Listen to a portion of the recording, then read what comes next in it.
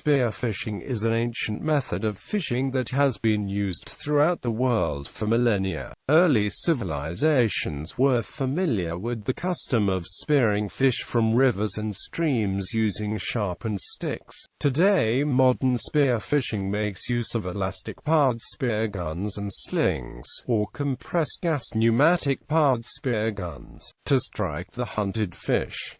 Specialized techniques and equipment have been developed for various types of aquatic environments and target fish. Spearfishing may be done using free diving, snorkeling, or scuba diving techniques.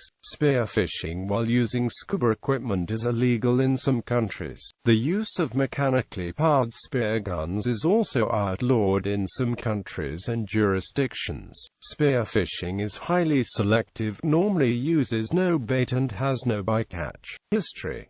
Spearfishing with barbed poles was widespread in Paleolithic times. Cosca Cave in southern France contains cave art over 16,000 years old, including drawings of seals which appear to have been harpooned. There are references to fishing with spears in ancient literature, though, in most cases, the descriptions do not go into detail. An early example from the Bible is in Job chapter 41 verse 7, "Canst thou fill his skin with barbed irons, or his head with fish spears?" The Greek historian Polybius, in his histories, describes hunting for swordfish by using a harpoon with a barbed and detachable head. Greek author Oppane of Corycus wrote a major treatise on sea fishing, the Hail-Eudica, composed between 177 and 180. This is the earliest such work to have survived intact. Oppane describes various means of fishing, including the use of spears and tridents. In a parody of fishing, a type of gladiator called Rhetorius carried a trident and a casting net. He fought the Murmio, who carried a short sword and a helmet with the image of a fish on the front. Copper harpoons were known to the seafaring Harappans well into antiquity. Early hunters in India include the Minkopi people, aboriginal inhabitants of India's Andaman and Nicobar Islands, who have used harpoons with long cords for fishing since early times. Traditional spearfishing is an ancient method of fishing and may be conducted with an ordinary spear or a specialized variant such as an eel spear or the trident. A small trident-type spear with a long handle is used in the American South and Midwest for gigging bullfrogs with a bright light at night, or for gigging carp and other fish in the shallows. Traditional spearfishing is restricted to shallow waters, but the development of the spear gun allows fishing in deeper waters. With practice, divers are able to hold their breath for up to 4 minutes and sometimes longer. Of course, a diver with underwater breathing equipment can dive for much longer periods. Modern. In the 1920s, sport spearfishing using only watertight swimming goggles became popular on the Mediterranean coast of France and Italy. This led to development of the modern diving mask, fins and snorkel. Modern scuba diving had its genesis in the systematic use of rebreathers by Italian sport spearfishers during the 1930s. This practice came to the attention of the Italian Navy, which developed its Frogman unit, which affected World War II. By 1940, small groups of people in California, USA had been spearfishing for less than 10 years. Most used imported gear from Europe, while innovators Charlie Sturgill, Jack Prodanovich, and Wally Potts invented and built innovative equipment for California divers. During the 1960s, attempts to have spearfishing recognized as an Olympic sport were unsuccessful. Instead, two organizations, the International Underwater Spearfishing Association and the International Blue Water Spearfishing Records Committee, list world record catches by species according to rules to ensure fair competition. Spearfishing is illegal in many bodies of water, and some locations only allow spearfishing during certain seasons.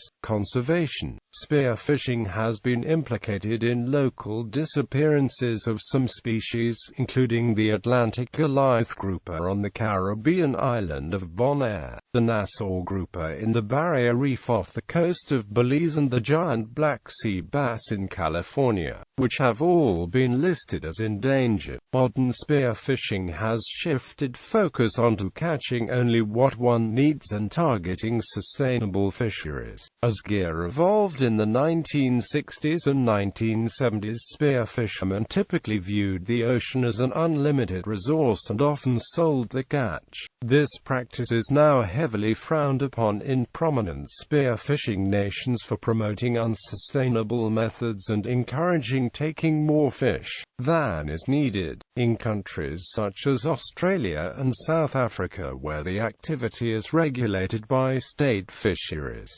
spearfishing has been found to be the most environmentally friendly form of fishing due to being highly selective, having no bycatch, causing no habitat damage, nor creating pollution or harm to protected endangered species. In 2007, the Australian Blue Water Freediving Classic became the first spearfishing tournament to be accredited and was awarded 4 out of 5 stars based on environmental, social, safety and economic indicators. Shore diving is perhaps the most common form of spearfishing and simply involves entering and exiting the sea from beaches or headlands, and hunting around ocean structures, usually reef, but also rocks, kelp or sand. Usually shore divers hunt at depths of 5 to 25 meters, depending on location. In some locations in the South Pacific, divers can experience drop-offs from 5 to 40 meters close to the shoreline. Sharks and reef fish can be abundant in these locations. In subtropical areas, sharks may be less common, but other challenges face the shore diver, such as managing entry and exit in the presence of big waves. Headlands are favored for entry because of the proximity to deeper water, but timing is important so the diver does not get pushed onto rocks by waves. Beach entry can be safer, but more difficult due to the need to consistently dive through the waves until the surf line is crossed. Shore dives produce mainly reef fish, but ocean-going pelagic fish are caught from shore dives too, and can be specifically targeted. Shore diving can be done with triggerless spears such as pole spears or Hawaiian slings, but more commonly triggered devices such as spear guns. Spear gun setups to catch and store fish include speed rigs and fish stringers.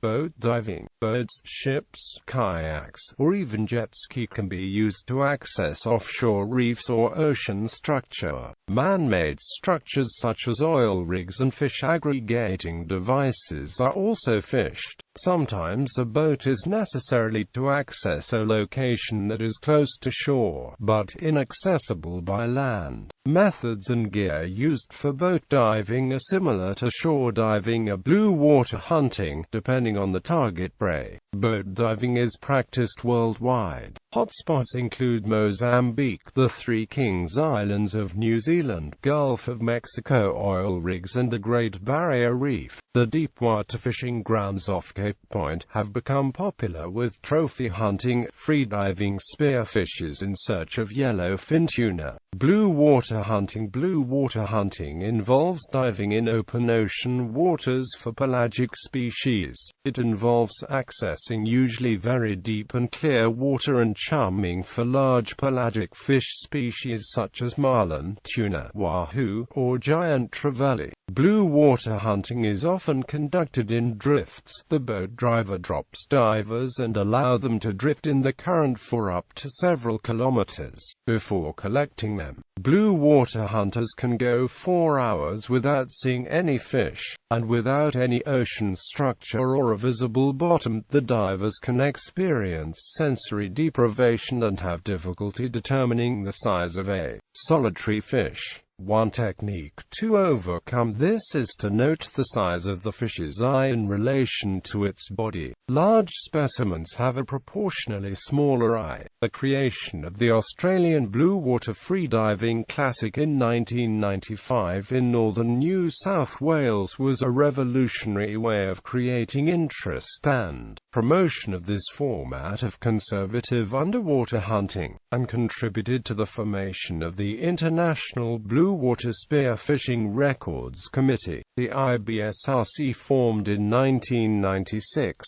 was the first dedicated organization worldwide, created by recognized world leaders in blue water hunting, to record and regulate the capture of pelagic species by blue water hunters. Notably, some blue water hunters use large multi-band wooden guns and make use of breakaway rigs to catch and subdue the prey. If the prey is large and still has fight left after being subdued, a second gun can provide a kill shot at a safe distance. This is acceptable to IBSRC and IUSA regulations as long as the spearo loads it himself in the water. Blue water hunting is conducted worldwide, but notable hotspots include Mozambique, South Africa, Australia, and the South Pacific. Tanzania has been removed as a notable hotspot as spearfishing is illegal according to the laws and regulations of both Tanzania and Zanzibar. Freshwater hunting. Many U.S. states allow spearfishing in lakes and rivers, but nearly all of them restrict divers to shooting only rough fish such as carp, gar, heads, suckers, etc. A few U.S. states do allow the taking of certain game fish such as sunfish, crappies, striped bass, catfish and walleyes. Freshwater hunters typically have to deal with widely varying seasonal changes in water clarity due to flooding, algae blooms and lake turnover. Some especially hardy Midwestern and North Central scuba divers go spearfishing under the ice in the winter when water clarity is at its best. In the summer, the majority of freshwater spearfishermen use snorkeling gear rather than scuba, since many of the fish they pursue are in relatively shallow water. Carp shot by freshwater spearfishermen typically end up being used as fertilizer, bait for trappers, or are occasionally donated to zoos. Without diving spearfishing with a handheld spear from land, shallow water, a boat has been practiced for thousands of years. The fisher must account for optical refraction at the water's surface, which makes fish appear higher in the line of sight than they are. By experience, the fisher learns to aim lower. Calm and shallow waters are favored for spearing fish from above the surface, as water clarity is of utmost importance. Many people who grew up on farms in the Midwest U.S. in the 1940s-60s recall going spearing for carp with pitchforks when the fields flooded in the spring. Spearfishing in this manner has some similarities to bow fishing. Equipment. This is a list of equipment commonly used in spearfishing. Not all of it is necessarily, and spearfishing is often practiced with minimal gear. Spear gun. A spear gun is an underwater fishing implement designed to fire a spear at fish. The most popular spear guns are powered by natural latex rubber bands, while pneumatic-powered guns are also used, but less powerful. Pole spear. Pole spears, or hand spears, consist of a long shaft with point at one end and an elastic loop at the other for propulsion. They also come in a wide variety, from aluminum, titanium metal, to fiberglass or carbon fiber. Often they are screwed together from smaller pieces or able to be folded down for ease of transport. In 1951, Charlie Sturgill beat the competition with his own pole spear design. This proved that a simple pole spear could be more effective than a spear gun. Hawaiian slings. Hawaiian slings consist of an elastic band attached to a tube, through which a spear is launched. Wetsuit. Wetsuits designed specifically for spearfishing are often two-piece on a black or a fully or partially camouflage. Camouflage patterns include blue for open ocean, green or brown for reef hunting. Commonly they have a pad on the chest to aid in loading spear guns. Sometimes they have reinforced elbows or knees. Often they have an open cell interior, which offers superior warmth because of its very close suction fit to the skin. Nylon exteriors are generally used to protect the Spearo wetsuit from reefs, but more delicate uncovered, smooth skin wetsuits are sometimes used when diving from boats, because they dry quickly. Weight belt or weight vest. These are used to compensate for wetsuit buoyancy and help the diver descend to depth. Rubber belts, which can be quickly released in an emergency, have proven to be a particularly popular design for spearfishing worldwide, such that most spearfishing equipment manufacturers now offer them. Fins. Fins for freedive spearfishing are much longer than those used in scuba to aid in fast ascent. Typically a closed-foot design is used by freediving spearos, usually worn with neoprene socks, while open-foot designs are more popular with scuba divers. Knife or cutters. A knife is carried as a safety precaution in case the diver becomes tangled in a spear line or float line. It can also be used as an ikijime or kill spike. Ikijime or kill spike. In lieu of a knife, a sharpened metal spike can be used to kill the fish quickly and humanely upon capture. This action reduces interest from sharks by stopping the fish from thrashing. Ikijime is a Japanese term and is a method traditionally used by Japanese fishermen. Killing the fish quickly is believed to improve the flavor of the flesh by limiting the buildup of adrenaline in the fish's muscles.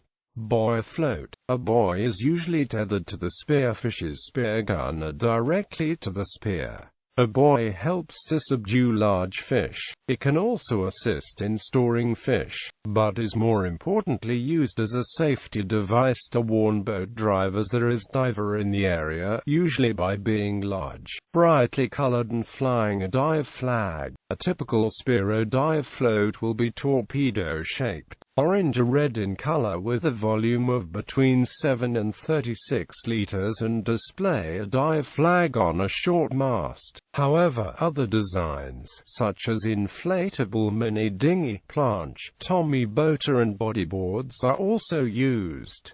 Floatline. A floatline connects the buoy to the spear gun or to the weight belt. Often made from braided polyester, they are also frequently made from monofilament encased in an airtight plastic tube, or made from stretchable bungee cord.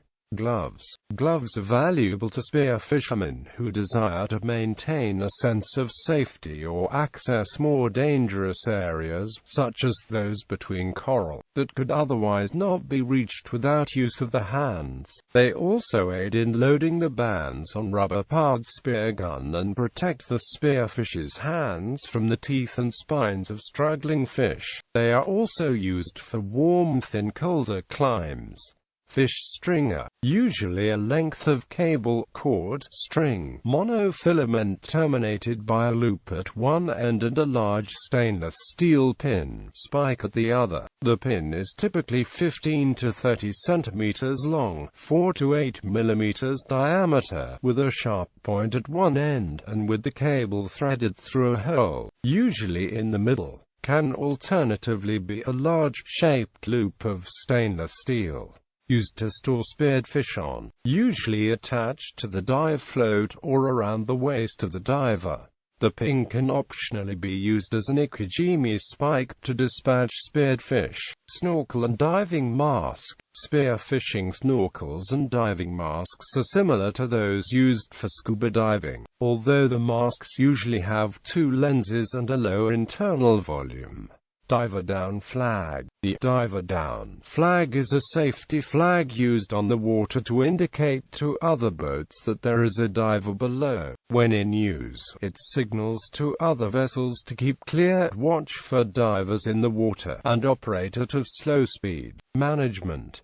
Spearfishing is intensively managed throughout the world. Australia allows only recreational spearfishing and generally only breath-hold-free diving. State and AMP territory governments impose numerous restrictions, demarcating marine protected areas, closed areas, protected species, size bag limits and equipment. The body principally concerned with spearfishing is the Australian Underwater Federation, Australia's peak recreational diving body. The AUF's vision for spearfishing is safe, sustainable, selective spearfishing.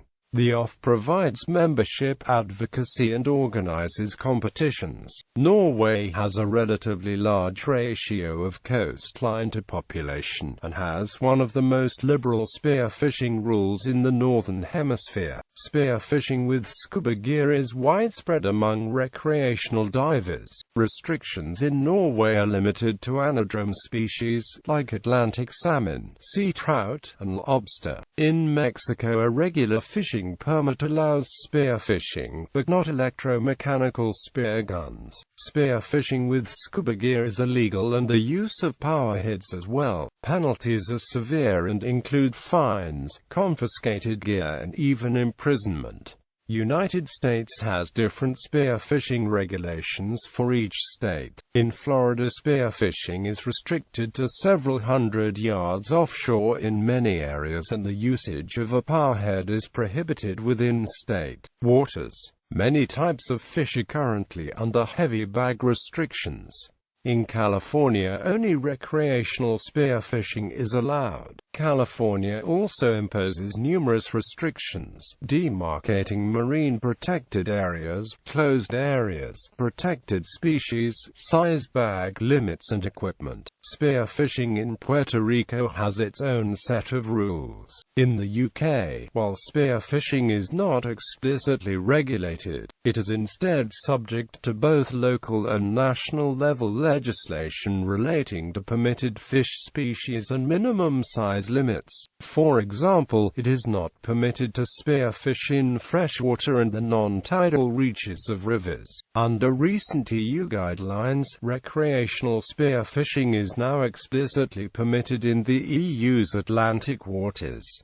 Notable spearfishers: Ben Crock, Guy Gilpatrick, George Doc Lopez, Ron Taylor, Valerie Taylor, Cameron Kirkconnell, 12x world record holder, Peter Crawford, England, 13 times UK champion, Tommy Bota, South Africa, Ishmael Miles, Sunday, South Africa, Rob Allen, South Africa, Terry Maas, USA, Darrell Wong, USA equipment maker, Barry Paxman, Australia, Mohammed Jassim Al-Kuwari, Charlie Sturgill, USA, U.S. National Spearfishing Champion 1951, innovator of modern spearfishing equipment, Wally Gibbons, Peter Kemp, John Black, Viclay.